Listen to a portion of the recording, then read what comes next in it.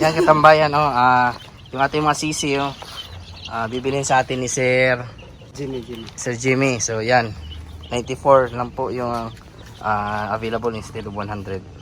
1, 2, 3, 4, 5, 6, 7. So yan katambayan, 6.5 yung kulang ni Sir sa atin. Salamat Sir. Thank you man. So yan si Sir, oh, yung sisiyo niya. Si Marlon de la Cruz. Shout out sa kanyang kaibigan. Marlon... malipat na kapilido niya. Kasama mo lang to, Marlon. So yan katambayan. Ako, shout out. Mga kaibigan niya katambayan, shout out niya. Yan, minsan tong ating temperature katambayan ay tumataas po yan pag mainit yung panahon, pag natatamaan po. Mataas yung temperatura. So yan po, normal po yan sa incubator. At ito nga, may bago tayong pisa. Ika 22 days nila dito sa ating incubator hatcher. May mga hindi pa nakalabas. Tingnan natin kung may magagawa tayo gaya po nito. Pwede po natin tulungan po yan para mapalabas, tanggalin. May mga hindi pa rin po nag-crack. Ayan, o. Kailangan tulungan pa ganyan. May karagdagang 45 tayo na sisiyo sa ating manukan. So pag may bibili, sigurado na po yung ating 4-5 nito. At yun nga, pinaghanda na po natin sila ng feeds na makakain, malinis na flooring. At of course yung ating tubig, bibigyan po natin yan ng and then plus po.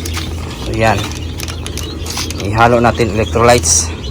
Unang-una talagang gagawin ng sisiyo sa ating kulungan galing sa hatcher katambayan ay kung hindi kakain yan, sigurado iinom yan. Ayan po yung ating electrolytes po na intenso plus. Pinaghanda na po natin sila. Gutom na gutom kasi nasa 22 days na po sila lahat simula nung ating niload sa incubator. Dry na po yung ating mga sisiyo. Kailangan na po natin lipat po talaga. Yan o, minum yung isa nating sisiyo na nanghina.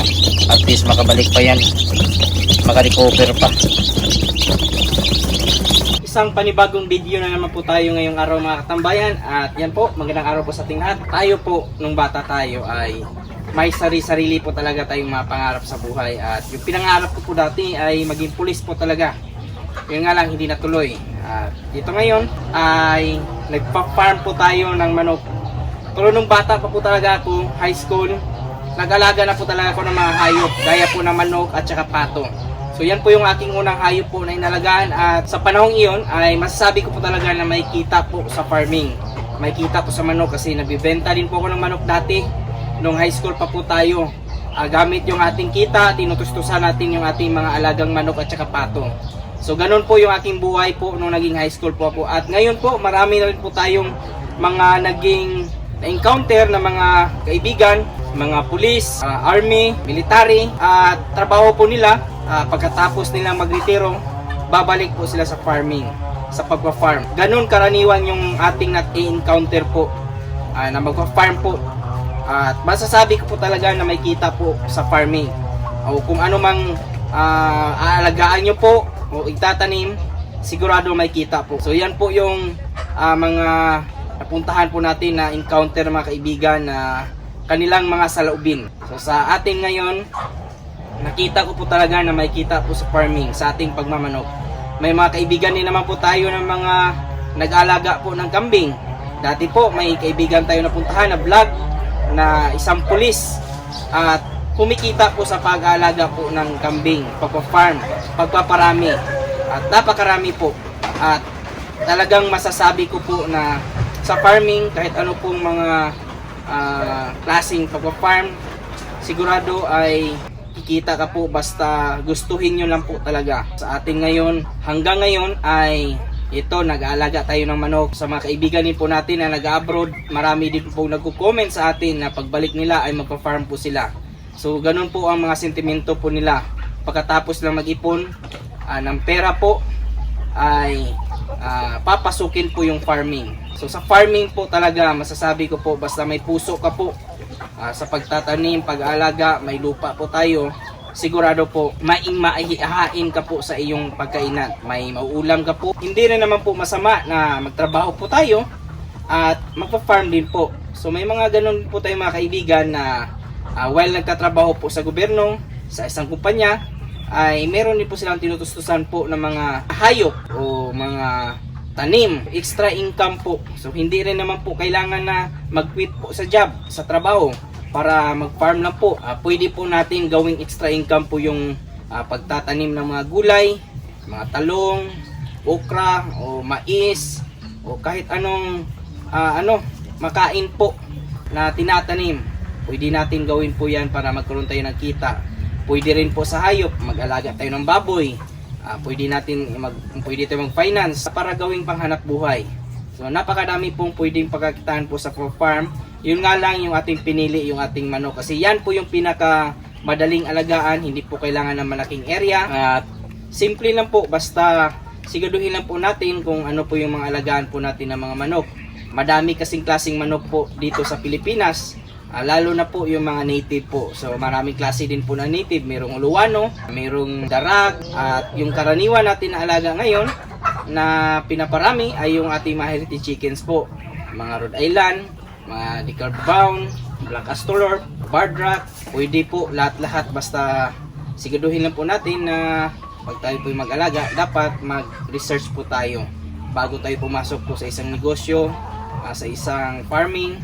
Ay alamin po natin kung ano po yung mga dapat gawin. Siguraduhin po natin na mag-invest muna tayo ng mga idea po natin para sa ganun po pag nagkataon na mag-start na po tayo, at least may alam po tayo. Meron tayong knowledge, Google sa ating papasuking farming. Kung siguro nasa probinsya lang po tayo, meron tayong lupa doon, pwede po talaga tayong magtanim, mag-alaga pa po ng ibang hayop, gaya po ng baboy, gaya po ng kambing, baka. Pero since dito sa Jensen City wala tayong sariling lupa, nakikirinta lang po tayo dito sa ating manukan ngayon. So yung manok lang po talaga yung ating pwedeng alagaan. So yun lang po yung pwede nating pagkakitaan. Kung pagtatanim naman po yung pag-usapan, ay mahilig din po tayo. Basta porsigido lang po tayo sa ating pangarap, sigurado po may mararating po tayo sa farming. Ang buhay po ng isang tao ay po talaga, nagdidepende po yan sa diskarte po. Para po sa akin, kahit gaano ka po katalino, kung hindi ka marunong dumiskarte, ay wala pa rin. So ako hindi naman po ako matalino, pero sinisigurado po na madiskarte po tayo. Hindi po tayo nahihiya na magbenta kung saan para magkapera o kumita ng pera po. Kahit magtinda po tayo sa gilid ng daan, wala problema po sa akin. Ako graduate po ako ng kolehiyo, pero nagtrabaho po tayo dati. At yun nga, nakita natin yung kita sa farming. Kaya huminto po tayo. Nag-focus po tayo sa ating pagbablog naman po. Extra income lang din po yan. Hindi naman po masyadong kalakihan yung ating kita sa pagbablog. Hindi naman tayo masyadong sikat. O hindi tayo sikat, kumbaga. Konti lang po yung ating sinasahod, pero nakakatulong pa rin po. Ang aking kita lang po talaga dito sa pagmamanok ang ating baga mas malaki yung kita. Sa sisiw kasi kung nakakabenta ka po ng 100, automatic may 10,000 ka na. So ganun po ang sisiw.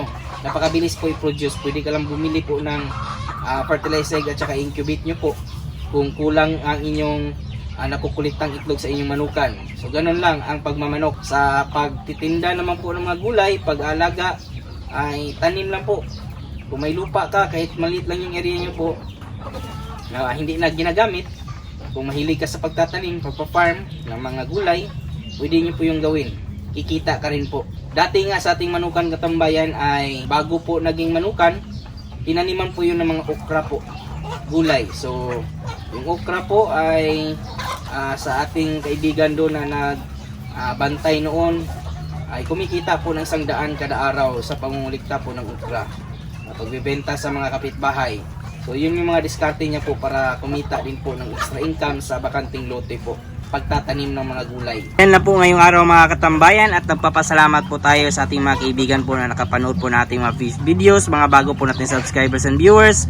Welcome po sa aking channel, at kung kayo lang po ay napadaan ngayon, sana po ay consider nyo po na subscribe, follow at i-like din po yung ating channel. Malaking tulong po yan. Kung may mga katanungan naman po kayo, ilagay nyo lang po sa comment section at ating sasagutin. At huwag kalimutan i-click yung notification bell para sa mga susunod na videos. Bago muna tayo magpaalam, shoutout muna natin yung ating mga kaibigan dyan na si Limbahan Farm, Manuka ng Isulan Channel, Rick Slim Montaño Anota o Rick Slim Vlog, Rogelio Pogoy Jr. from Taguig, Carl Malinaw. At sa mga nanood po dyan ngayon, shoutout po sa inyong lahat. Sa mga hindi ko naman po na shoutout, isa-shoutout ko lang kayo sa susunod. Maraming salamat, God bless at ingat po kayo palagi. Bye-bye!